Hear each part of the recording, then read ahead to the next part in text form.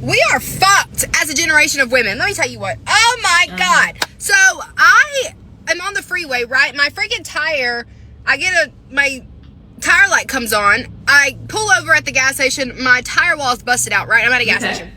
There's multiple men in work trucks, and I literally was like, can someone please help me change my tire? Like, I will pay you. All of them said no. Right.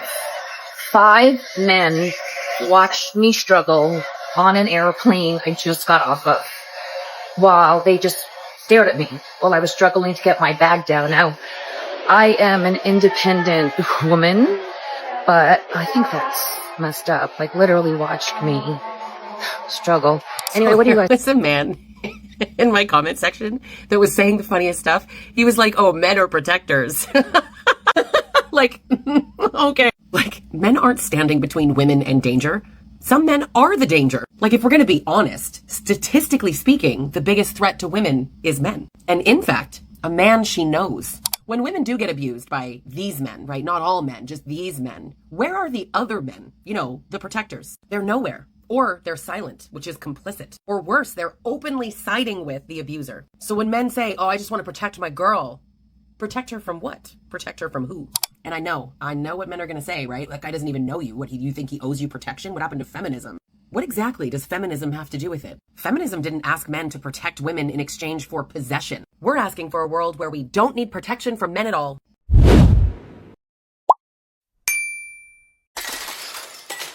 Can we normalize men protecting women? That question has sparked a lot of debate online.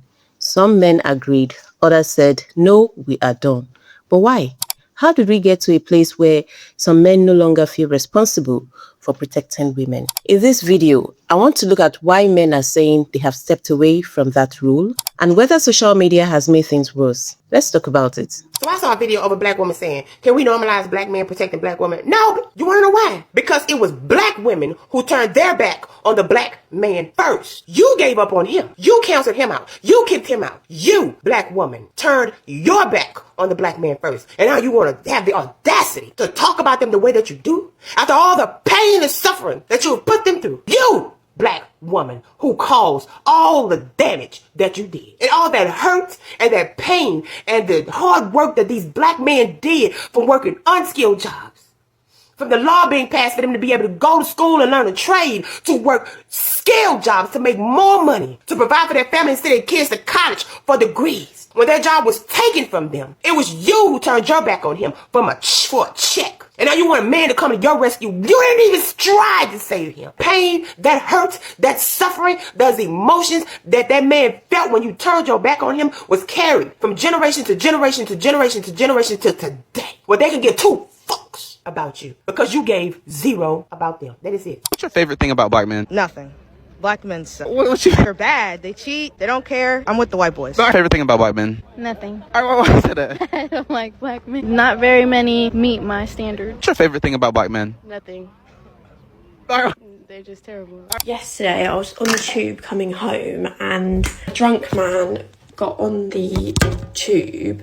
Then he stood up and he was just still looking at me, like just standing there. While this is going on, there's a bunch of men around me that were English because they were speaking English like a minute ago before he got on. And they were all just ignoring it. They were all just like leaving him to just literally harass me. But like the men didn't do anything. Like chivalry is dead. Why has no man stepped in to help? Do men not understand that when they make excuses for not protecting women from violence from men, because they, in fact, don't want to be harmed as a result of doing so, that they are inadvertently conceding to the idea that men can be and are disproportionately more violent than women?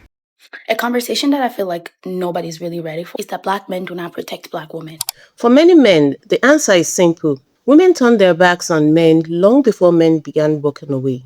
The argument is that for black families survived slavery, segregation, poverty, and countless hardship because black men and black women stood together.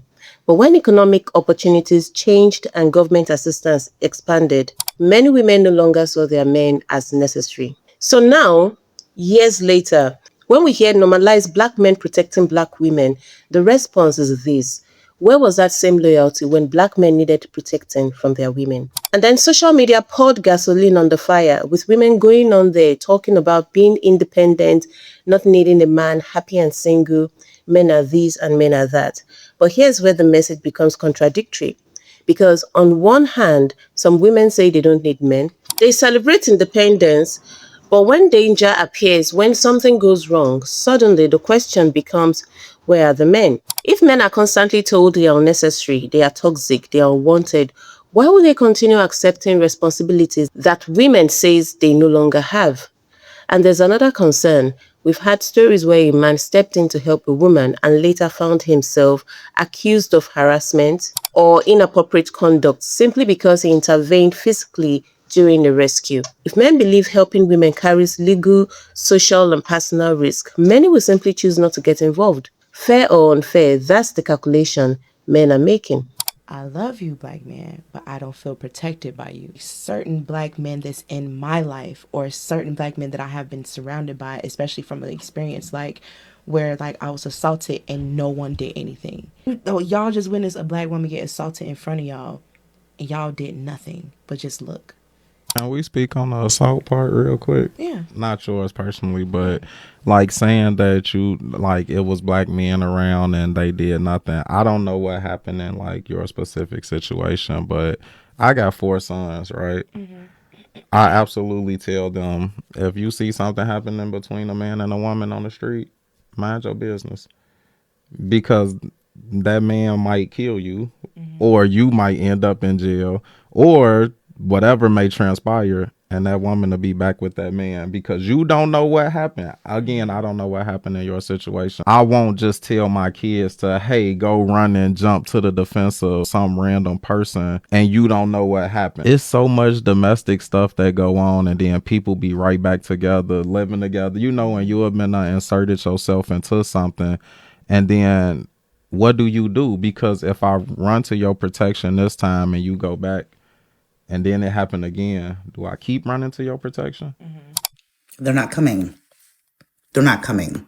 The gentleman that said that they would protect women and children, that we need them because they protect women and children, they read the emails and they're not coming. They've seen the evidence. They've heard the crying, the testimonials, and it has not moved them. So I just got followed by a man for multiple blocks and eventually had to, in the middle of the park, get up and scream multiple times, can somebody help me? This man is following me, because no matter how much I walked and how much I moved, he kept trying to fucking follow me and harass me. So just another day. I literally had to scream at the top of my lungs multiple times for somebody to come and help me. And you know who the first person was to come help? A woman. Now, I honestly don't know why this is such a difficult concept for some women to understand. Modern women helped create a culture where men are constantly told they are not needed, they are unnecessary, they are toxic, or the problem. Eventually, men reached the point where they simply said, fine, if that is how you see us, then we are done. We don't owe you our protection, our help, our sacrifice, or anything. And men no longer feel obligated to put themselves at risk for women. It is that simple. So here's my question. What happened to women supporting women? Women are constantly told about sisterhood, right?